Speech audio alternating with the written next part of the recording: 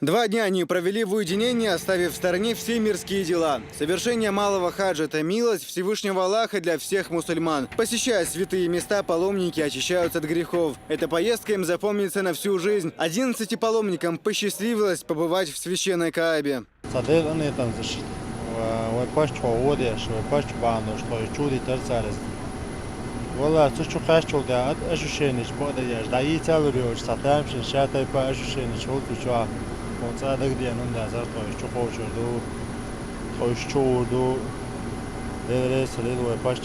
Умра в переводе с арабского «посещение» означает паломничество в мечеть Аль-Харам в городе Мекка и обход Каабы. Среди паломников представители власти, богословы и правоохранители. Каждый из них благодарит Всевышнего за возможность посетить мусульманскую святыню.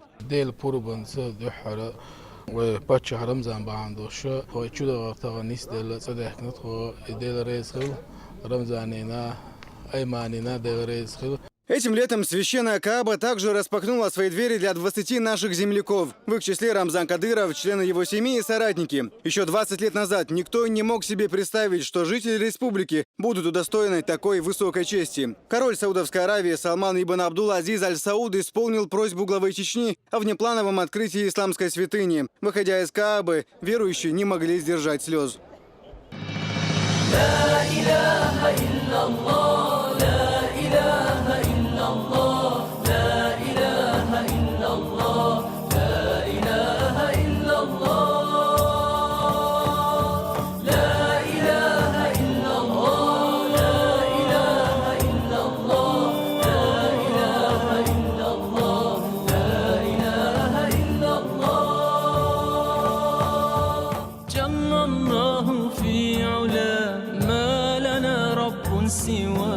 جل الله في علا ما لنا رب سوى جل الله في علا ما لنا رب سوى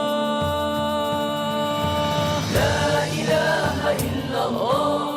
Уже по возвращении домой паломники отправились на утреннюю молитву. В Джамаате вместе с главой республики они совершили намаз в 2 раката. Верующие выразили благодарность Рамзану Кадырову за возможность посетить Каабу и поделились своими впечатлениями.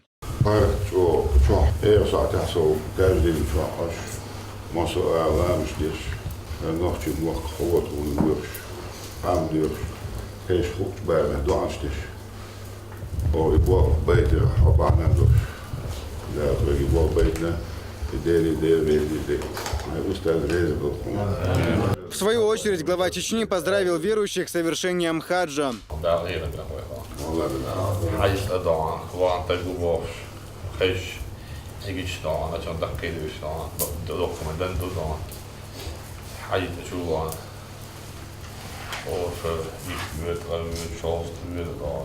Подарок Рамзану Кадырову паломники преподнесли четки, которые были у них в священной Каабе. Сайхан Сенсаев, Луиза Инусова при поддержке пресс-службы главы и правительства Чеченской Республики. Новости.